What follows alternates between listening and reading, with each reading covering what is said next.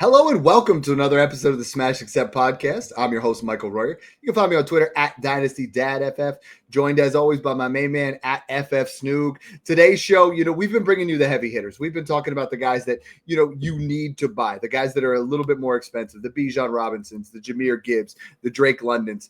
Today's show, what we really wanted to talk to you guys about is our under-the-radar breakout candidates, those guys that you get at an ADP over 100. You're getting them after rounds 8, rounds 9, guys that, are going to increase in value and give you that nice fantasy kick in the arm, that boost that you need where you can sell them at another point or you can get solid production from them. So, Snoog, I mean, this is everybody can draft rounds 1 through 4, 1 through 5, right? Everything is pretty chalk. Once you start to get to round 8 through 12, that's where the money really starts to come in. Is you pick these guys out that are going to smash. These guys are going to increase in value. That's how you win. That's how ultimately make things work at Smash Accept.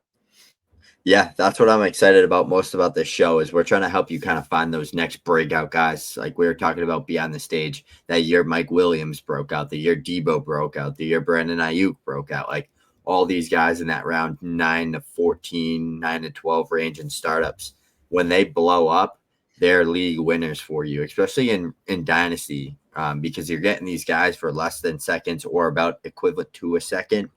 And if they can triple, double their value and be worth a first, that's absolutely tremendous. So very confident in the group of guys that we're going to talk about today. Let's jump into it. Yeah, so the first guy here is your guy, someone that I've been buying recently quite a bit of. Why don't you sell me on Josh Downs with his wide receiver 44, ADP of 107? Yeah, last year he was 8th in yards per out run versus man coverage. He had a top 5 separation score per fantasy points data out of the slot. That's with guys like CeeDee Lamb, Amon-Ra St. Brown, Puka Nacua, all these elite level wide receivers, Jamar Chase. The best thing about Josh Downs is listen to this group of wide receivers he joins after last season. Wide receivers to post a 25% target share and an 85 plus PFF grade. Justin Jefferson, Malik Neighbors, Amon-Ra St. Brown, Puka Nacua, Drake London, AJ Brown, and Josh Downs. His analytics, his metrics, his production is on par with some of the best in the game, especially if you look at his out of slot numbers. And his points per game without Anthony Richardson was very high, very good. It was like 15, 16 plus. Even with Anthony Richardson, it wasn't that bad. So, yeah, there's a lot of mouths to feed. There's Tyler Warren, Josh Downs, Michael Pittman, Adonai Mitchell. But I think Josh Downs has the safest role and the most guaranteed role in this offense, just feeding out of the slot, getting all that underneath targets. And we loved him out of college as a prospect. I mean, he was top 5. I think he was our wide receiver 4 that year in 2023 coming out. So good to see him kind of put it all together. And I think this is going to be the year. And at wide receiver 44 cost with his age, his production and what he's flashed, Dad, there's a good chance he jumps into those, wide receiver 20s range with guys like Chris Olave, Jalen Waddle, and those type of guys, in my opinion, has the talent to get there. And I think he has the opportunity to get there as well. Yeah, some of the stuff you look at, 35% win rate in separation, that's first. 34% on-field target share, that's fifth.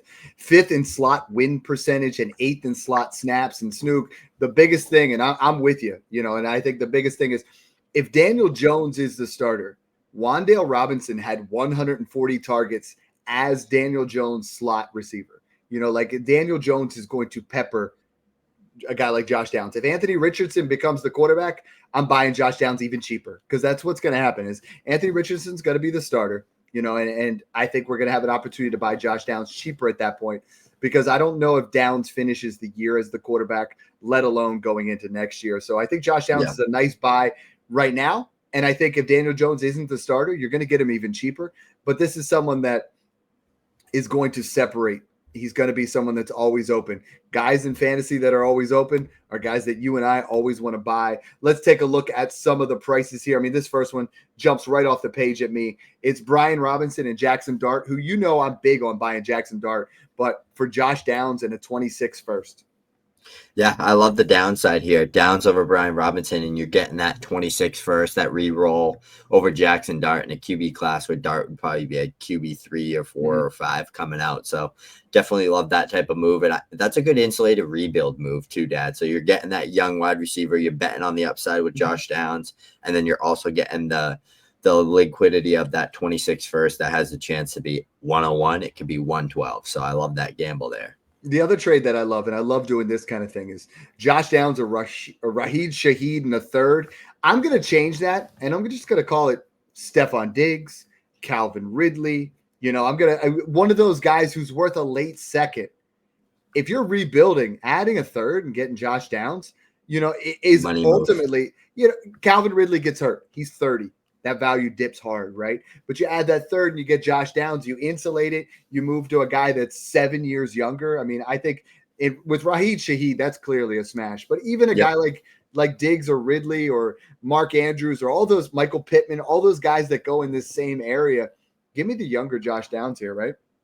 Yeah, exactly. And the thing I love about Downs is you can just kind of, in like a lot of these big deals we're looking at, like the Genty one, the Patrick Mahomes one, the Brian Thomas one, you can almost just like take Downs and attach him to your side in big deals like that, because he's not a name that's going to make someone reject a trade, right? Especially in a big trade like that. He's kind of one of those guys that you just throw in there that looks good, and they'll be like, I'm giving up probably like a second or two for Downs. Like, screw it, let's do it still. And I think that's what you want to do. Like, if someone's offering you a second and they have Josh Downs, say, no, give me Josh Downs, keep the second. Like, those are the little tweaks that you can do in these type of trades to help, get Josh Downs for cheaper and acquire him everywhere you want him. Yeah, you got like Josh Downs for Isaiah Pacheco in a fourth, right? We're trying to get rid of the Brian Robinsons, the Isaiah Pachecos, even the Tony Pollards, the guys like that. If you can go ahead and move to a guy like Josh Downs, you're going to be a lot safer. Interesting couple of trades here. I want to go two more. Josh Downs and a 26 second or Matthew Golden. So I know you're not in on Matthew Golden. Is this the kind of trade that you would make here, based on their two upsides, based on the insulation with that? Would you make that move? I would make that move. I think the gap between the two of them is close enough where I think a second closes it. So getting the second on Downs side as well, that gives me flexibility to go buy Ridley, Diggs, all these type of players as well. So it's really a 2-for-1 move where I'm going to get two solid producers for one. So I think that's honestly a good way to win in Dynasty. And one more trade here where we're looking at, I know you love George Pickens. George Pickens or Ricky Pearsall and Josh Downs?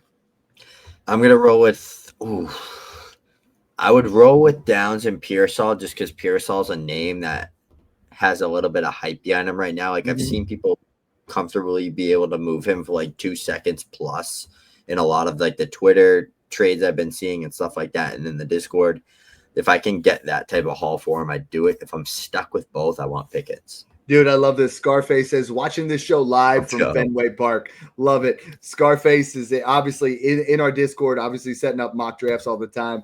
In our Discord right now, patreon.com/smashaccept. Snoog, you and I have been, making sure we're in a lot of different areas. Like I said the other day, we're meeting with financial advisors, and a lot of what we do is we're fantasy football advisors. We're literally giving you ways to buy guys like Josh Downs, to invest in what we talk about with insulated trades, our buy lows, our sell highs, everything that you and I do every single year. This was a hobby, right? You and I would 2 to 4x our money, and then it's like some of these processes that we do are tried and true. We're literally in this Discord. You get Snoog's content, you get my content, you get access to me, access to him. You get a community now of over 900 people talking shop all the time. You get places to start your, if you have an orphan, if you have a startup, if you are on the clock for your redraft, if you want sit start help. It's not just Snoog and I, but it's a community of guys helping each other out. Right now is the best time to just jump in there, get your feet wet, get things going, because right now we're 9 weeks away from the NFL season. And right now you can jump in there for just $5 a month, get yourself set up to buy guys like Tucker Kraft. So Snoog, I've always been on that Tucker Kraft train. He's someone that I liked a lot. Even when Luke Musgrave had he was the guy, he was the hotness. Everybody was kind of looking past Tucker Kraft. He was someone last year, if you look at it, he led the team in offense. I mean, his snap percentage at 85%. This offense needs a true number one target. Wicks was out there, Watson was out there, Dobbs, Jaden Reed. None of them had the same snap percentage as Tucker Kraft, 85%. His stats where he ran at least one route. He finished 5th in tight ends with 83% of his route run or of the route runs on passes. He's someone that, again, a lot of the data here, and I got to give a shout out. Derek Davis at D Davis 2015 just started doing a little bit of research here for us for Smash Accept. A lot of you guys have been reaching out, like, how can I be part of the team? And, how can we get some more, intelligence into the group? We're always trying to add guys in there. So if you guys are interested, reach out. But he's someone that you look at what he does. He finished 3rd in the tight end in the NFL with 40+% target share. He's someone, Snoog, 24 years old, major upside. He's going as tight end 10 with an ADP of 105. And after the big 5, like the big 5, big 6 tight ends, it's a bit of a crapshoot. There's a lot of guys there. You get past Kittle, and now it's Hawkinson, Kraft, and Njoku, Pitts, Kincaid, Andrews, Ingram. I like Kraft the most out of all of them because of his age. I've been getting him in every single startup. I missed him in 20, but I got him in 19, 18. I think he's got a ton of upside. And this offense, I think Matthew Golden is ultimately going to be the wide receiver 1, but there's a real scenario where Tucker Kraft is literally the Travis Kelce for this offense, the guy that's they're going to funnel through him. And I think when you look at the dynasty trades with Tucker Kraft, you're going to be surprised because you're getting him at a fraction of the cost. I mean, we were talking about doing this before with tiering from Laporta, but I think you could tier from Laporta, Warren, Loveland, and get Tucker Kraft in it first. With Laporta, I think you could get at least a mid first, if not somewhere closer to that early first. And I think that's where winning is done, where Tucker Kraft last year finished as the tight end 10. I think he's going to be someone that finishes inside that area again this year, if not all the way up to tight end 5 range. So let's take a look at some of the trades here that we're breaking down. Yeah, right away. What about Kyle Pitts in the 206 or Tucker Kraft in the 207? That is actually pretty iffy, but there is a gap between 206 and 207, so that's where I get you there. Depending, right? Like whatever your draft is going, I mean, you could see Scatabo there, you could see Harris there, you could see Higgins. I think the gap there is minimal in comparison to Kyle Pitts. Just isn't it right now, right? Like I want to buy him. I want to say Kyle Pitts is someone in Dynasty you should buy. I just can't get behind it. So this is literally, in my opinion, without seeing the draft board, I'm taking Kraft over Pitts. The 206 and 207 could be negligible. What about Nick Chubb in a 27-second or Tucker Kraft? Nick Chubb's an afterthought. Yeah. Like he's an insurance running back at this point. Give me Tucker Kraft all day long. What about the 212 and a random 26-second for Tucker Kraft? Do you guys understand how crazy these are? Like I have him valued at the 112. I wouldn't pay the 112, but I have him valued as borderline a first-round pick. If you can get him for a pair of seconds, I'm smashing this all day long. He's 24 years old. Like this is I think after you get past Kittle, he's the best value in Dynasty. I mean, I think him and Evan Ingram are the guys that I own the most of. If I don't have Kittle, McBride, and Bowers, you better believe I'm going to have Kraft or Ingram. That's all my teams. And Snoog, when I look at Dynasty Data Lab and Dynasty Daddy, and I pull up my ownership percentage, after McBride, Kraft is my most owned Dynasty tight end, and I'm perfectly fine with that. Ingram's number 3. And I know we talk about these things. I'll gladly share with you my percentage of ownership on these things, because we're not just like we talk about with financial advising and fantasy advising. Snoog and I tell you to buy the guys we're getting because we believe in who we're investing in and the tried and true process. There's a lot of analysts out there that are just going to lip service say, go buy this guy, and then they don't do it. I'm actively buying Tucker Kraft everywhere. Love it. And then last trade here before we kick off to the next guy, Jackson Smith and Jigba, or Travion Henderson, Trey Harris, and Tucker Kraft. See, now there I'm actually going to take Jackson Smith and Jigba. Really? I think Jackson – because I have Henderson at like the Travion 105. Travion Henderson's like the 105 for me. JSN's maybe 102. I think it's like Harris is probably closes that gap. Tucker Kraft would be enough to put me over the top, but I would need to have a spot where I'm missing a tight end, right? Sometimes buying 3 players for one isn't always a win in Dynasty. 2 for ones, yeah.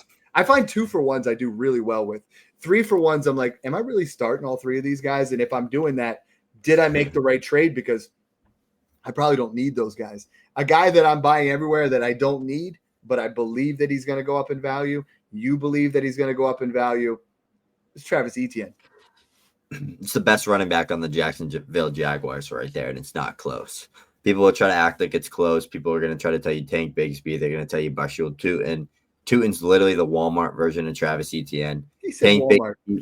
Tank Bigsby is good, but very inconsistent. And he's like, 1 second he looks like a good NFL running back, and the next second he looks like he's literally completely lost out there and doesn't know what he's doing. Like, he is the most inconsistent player I have ever watched in my life on the football field in Tank Bigsby. Yeah. And it's frustrating because as a prospect, I loved him. I thought he was great. Oh, I know. So the much year before he came out, dude, Bigsby was the rage, right? And then last year and the year before, he flashes so much upside, looks so good. And then he's just like, where'd it go? He's just disappearing. And it makes me wonder, maybe it's a Jacksonville Jaguars issue the past 2 years, because even Travis Etienne himself, he went from 5.11 yards per carry, 1,100 rushing yards, and 5 touchdowns in his first year removed from the foot injury that is known to ruin NFL players' careers, is that Liz Frank injury.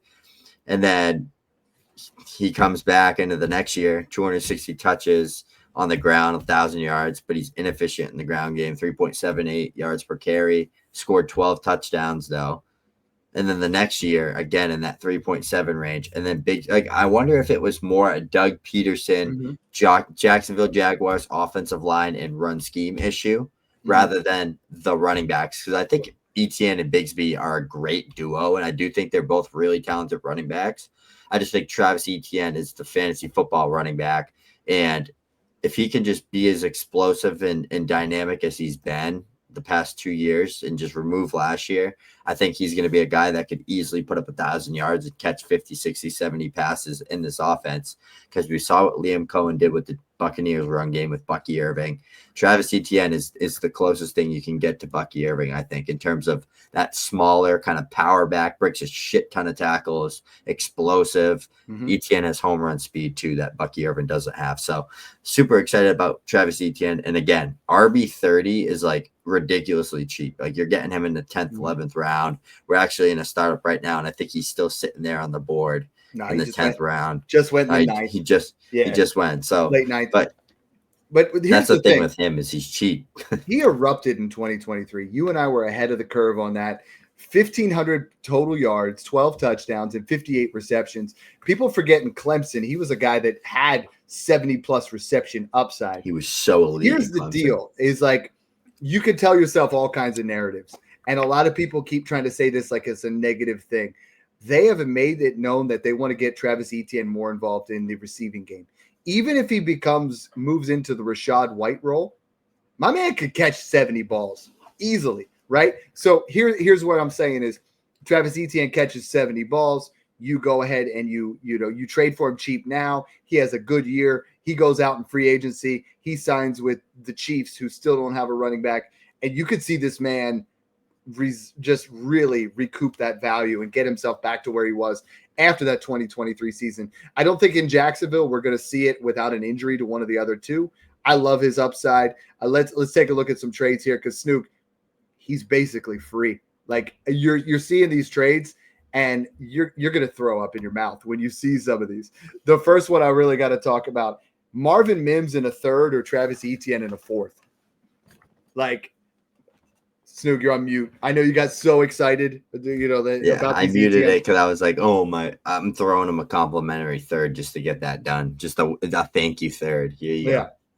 Yeah. And I mean, like, I look at this, Kenneth Walker. This is the type of deal that I want to make. Kenneth Walker or Travis Etienne in a random 26 first. Yeah, it's Etienne there all day. It's free. So the thing with Etienne is he literally led the NFL in forced missed tackles and broken tackles just 2 years ago. And he scored 12 touchdowns, 1,500 plus total yards. And that Jags offense was terrible. Like, that offensive line was horrible. Trevor Lawrence just looked hot and cold like he always does. And Doug Peterson doesn't know his behind from his elbow. So Travis Etienne with Liam Cohen is going to do good things. So buy into it because it's so cheap. There's no risk with any of these players. It's so cheap. I see him here for a pair of thirds. See him here for All an day. early third. I see Najee Harris and J.K. Dobbins or Etienne in the third. So Yeah, this is taking he now Etienne. is he now valued in that area of those two guys are insurance running backs in my opinion? Yeah, I think Etienne's better than both of those players. I think he's more explosive, higher upside. Those three players are all undervalued, though. Mm-hmm. Like, I know Dobbins and Najee are probably going to take backseat to rookie running backs that are coming in fresh with good draft capital, but those three running backs are, they're guys that have been 1,000-yard rushers the past few seasons, consistent. Like, at one point, those were all elite running back prospects. Like, J.K. Dobbins was a superstar coming out of Ohio State. Najee and Travis Etienne were first-round draft picks and absolute studs coming out of college. So, crazy how quick the running back position flips on you like that. That's why I've been telling you to sell Bucky Irving, Kyron Williams, James Cook, all these guys, because literally a year or two from now, those guys could be in the same shoes as Dobbins, Najee, Etienne, all these type, Javonte Williams, all these guys that had all this value and then just tanked right through the floor, and then you buy him back. I see Keon Coleman straight up for Travis Etienne. I see Etienne for, Khalil Shakir. I just think you have a lot more upside. But the key to me, Snoog, is when you're trading for Travis Etienne. I mean, I told you I had the 107 I traded for Travis Etienne plus what looks like an early to mid 27 first. Like, I think the idea is you take a guy like Jonathan Taylor, you take a guy like James Cook, and you get or Kenneth Walker, and you get the first plus Etienne. And I think you could make a killing if Etienne bounces back, right? Like, there is definitely a narrative where Travis Etienne bounces back, puts himself into an area where he becomes an RB2, and you go ahead and you reap the rewards. You put yourself into that area where you're going to clearly win your trades. The next guy, and you might think I'm crazy on this one, right? Kenneth Walker is someone that you and I have talked about a lot. Kenneth Walker is someone that's also on the final year of his rookie deal. I'm buying Zach Charbonnet at RB32 with an ADP of 119. The reason I'm doing that is last year he received 46% of the carries inside the 5. During weeks 2, 3, 14, 15, 17, 18, when he was out, he received all the goal line work. He is someone that when Walker misses time, he balls out. I mean, you look at the time where he had 89% of targets that were catchable, 80% of the long drives and distance snaps. He was there all the time. RB9 overall with at least 251 snaps through week 18. Very durable player where Kenneth Walker is not. It's not a matter of when Kenneth Walker or if Kenneth Walker gets hurt, it's more of a when. And he's a clear handcuff. He does not take the front seat when Kenneth Walker's there, but he tied his career rushing best that he's ever had at 4.2 yards per carry. That's really impressive. 7.3 yards per reception. Both of those were better than Walker last year. I'm not saying he's better than Walker. Don't misquote me on that. But I'm saying this is one of those scenarios like Kareem Hunt, Nick Chubb back in the day, where you invest in both of them, right? And I did that everywhere. It was like you had a 1A, 1B, and one of them the contract year and the other's not. And what happened? You got Nick Chubb as a starter. He was like Zeke Pollard. Right. Like very similar. So now you go ahead and you buy Charbonnet for a pair of thirds, and you have him and Walker. And if Walker goes down, Charbonnet is worth a lot. And if Walker leaves, now you get two starters that I think have RB2 upside. I mean, really solid running backs that, for me, Charbonnet, when he had the opportunity, he balled out. That running back class was honestly really good. Like, as prospects, like we thought that was going to be an elite. We all thought that was going to be such a good running back class. Kendry Miller, Zach Charbonnet, Tyjae Spears, Tank Bigsby. One of those 4 names right there. I guarantee you, I'll put so much money on the line for that. One of those 4 players is going to be a stud. I don't know who it's going to be, when it's going to happen. It's going to happen. You see year 3, year 4, year 5 breakouts sometimes with those type of running back classes, especially because they were all kind of drafted as like 1Bs or kind of in handcuff roles till their veteran expire. But we know Gibbs, we know Etienne, and we know Bijan are all superstars. They're all guarantees. They're going to be studs. There's a 4th one, or maybe even a 5th one too, that's lingering in that group. I don't know who it's going to be. I think we can confidently speak on the 2 that we're going to talk about today. If Kendrick can just have hamstrings and be healthy, I think he's by far the best one if he can actually play football on the He's field. hamstrung. He's hamstrung. Yeah. But here, Charbonnet, 5 games last year where he had 15 plus touches. He finished RB8, RB7, RB1, where he had 134 yards, 2 touchdowns, 7 receptions, another 50 on the ground. Finished RB19, RB17, and RB23. Inside the top 24 every single time he touched the ball 15 times. Anytime he touched the ball 20 times, which only happened twice, he finished inside the top 10. I mean, he's a volume guy. He's someone, he's not going to blow you away, but he's tons of upside. So let's take a look at some of these trades because they're cheap. Yeah, jumping into some of these trades right away. Let's go ahead and look at this one because I think this is the perfect move to make if you're trying to kind of tear back, rebuild a little bit, get younger, and just honestly upgrade in a way, in my opinion. But Jacoby Myers and Pat Bryant or Zach Charbonnet in a, let's say, mid to early 26th third. Yeah, I went Charbonnet here. I think Bryant's fine. I think a lot of people, as soon as Sean Payton said something about Michael Thomas, we shot him up boards and everybody's like that. But you also have to look at where he went in the draft, and there's a lot more information to be had there. So, I mean, I'm buying Charbonnet here because I think you're going to get more upside. And I think it's more about the process with that type of trade. It's like, okay, why do I want Charbonnet in a rebuild? Well, you're getting off a 30-year-old Jacoby Myers. Yeah. You're getting rid of Pat Bryant, but you're getting Zach Charbonnet. And if Walker goes down early in the year, you're getting probably a first-round pick for Zach Charbonnet, or at least close to it. Myers puts up points. That's a no-brainer, and he gives you solid production. But he's never going to be a guy where if Walker goes down, Charbonnet's the starter. I never feel super comfortable with Jacoby Myers in my starting lineup. Yeah, I agree there. What about Blake Corum in the 212 or Zach Charbonnet in the 304? I don't think the 304 should be needed. Honestly, yeah, I think you're basically getting him for free there. I mean, that's just how it's done. What about Jawan Jennings for Zach Charbonnet? I like Jennings a little bit more. I think this is probably you could get a third on top because Jennings right now is worth a second. To me, Charbonnet's worth the 212 to 301. I'm not actively paying that. I'm trying to make a deal where I can give up a running back and get him thrown in there, right? Like I can give up a Derrick Henry in a rebuild and get Zach Charbonnet in a 27 first, right? Because then I have 2 shots. And I think Charbonnet is ultimately a lock for me to go up in value. Absolutely agree there. And then last trade here, 27 second, let's say mid to late, and a 28 third for Zach Charbonnet. Are you paying that? He's got to be the most valuable handcuff, right? He is right now. I mean, it's not even close because, I mean, you look at it, the guys that are 1A, 1B are totally different. I mean, I think Charbonnet's got the chance to start. Obviously, you got to talk about Najee Harris. You got to have J.K. Dobbins in there. You got to have some of these rookies like Tootin, and Jarquez Hunter. But for me, I do my insurance running backs. I have him ranked as my number 1 insurance running back to buy in fantasy football and my number 1 ranked guy overall. The other guy that's kind of close that, if you pay close attention, Tennessee really wants to get him the ball. Clearly does not own an ACL after you tore both, but it doesn't matter because when he's on the field, he's very efficient. Tyjae Spears at RB39, ADP of 142. That is deep. That is a deep cut. You're getting him for free, but Tony Pollard is, he's up there in touches. They want to get him the ball. They want to get Spears the ball more. Sell me on why you should buy him at RB39.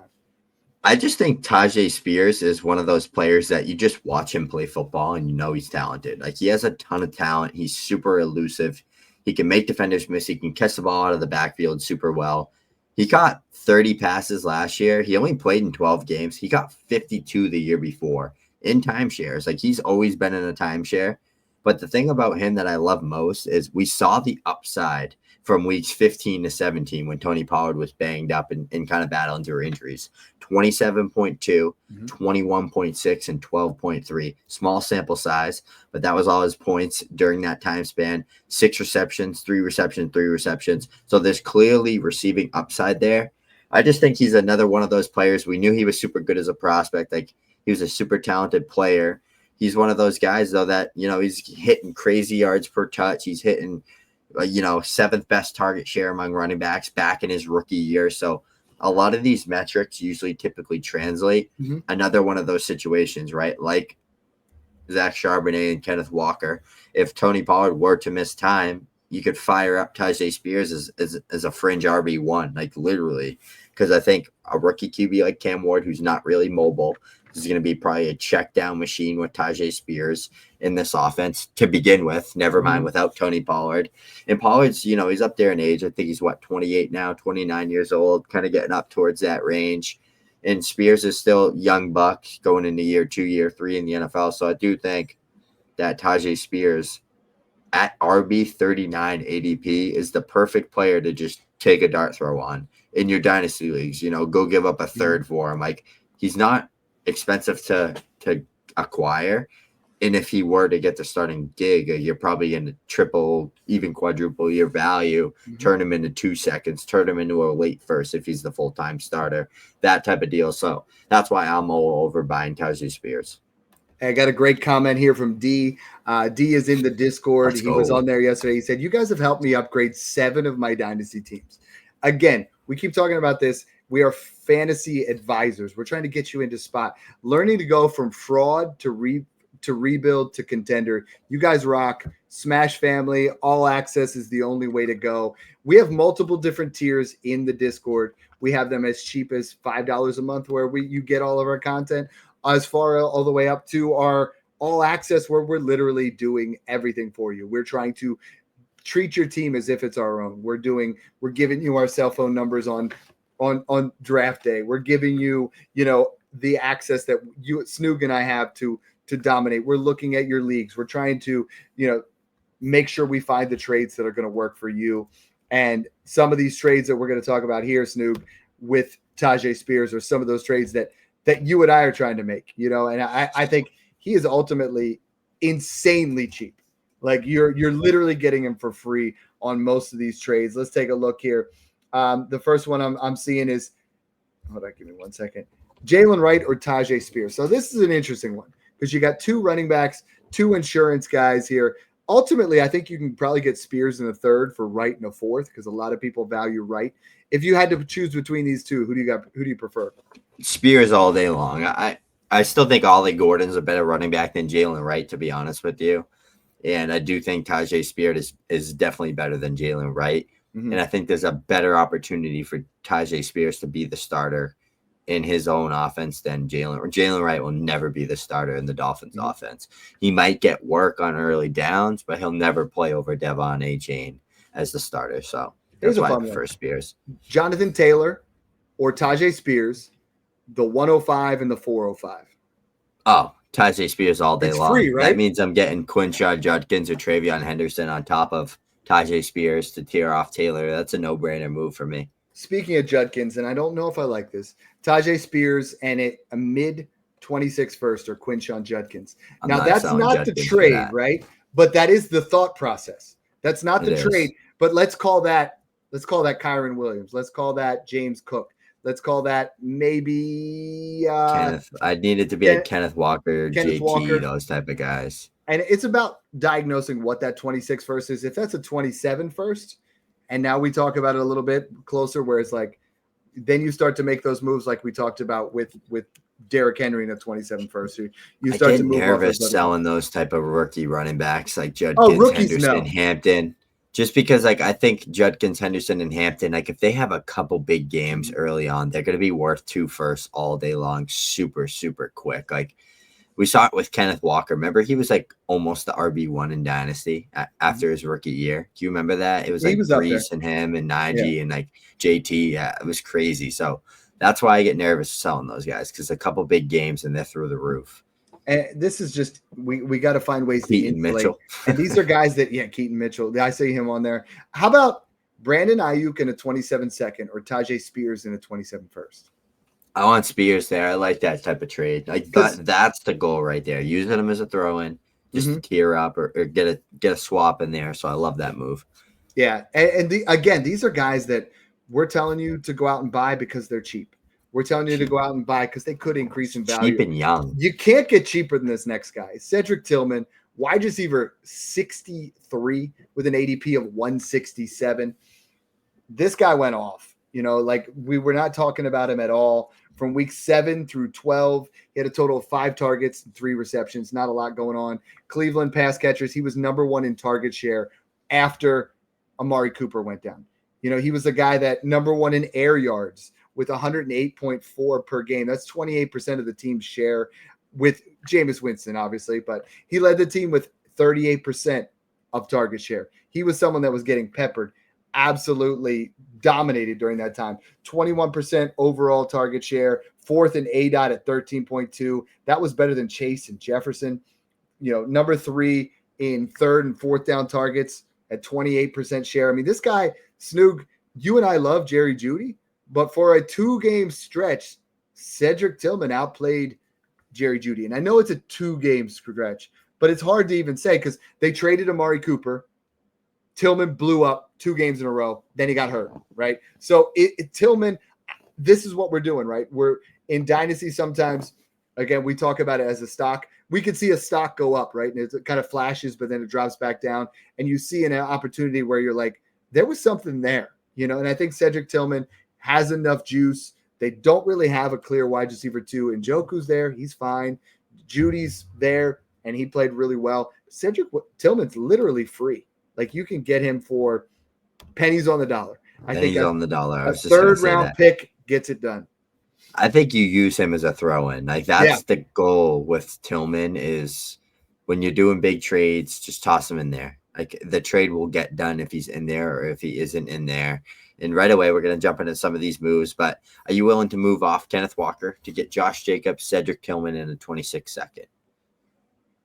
I want a first. I still want a first there. I think Walker gives you more upside, I think. I like it more if I could get like a 26 first and Tillman, or if I could get, like Tillman's the throw-in guy, right? So you take the guy like a Brandon Ayuk. Brandon Ayuk is barely worth a first right now, right?